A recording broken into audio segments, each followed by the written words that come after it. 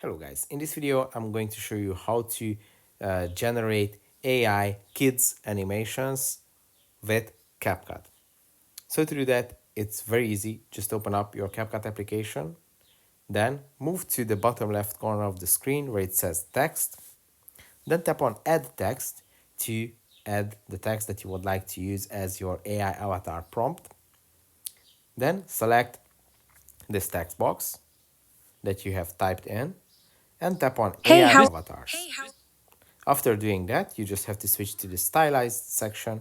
And as you can see, there are many kids characters that you can use. The list is very long, so you can use the specific one that you would like for your kids animation. Hey, how this are is a you test today? Are text you ready box. to create with CapCut?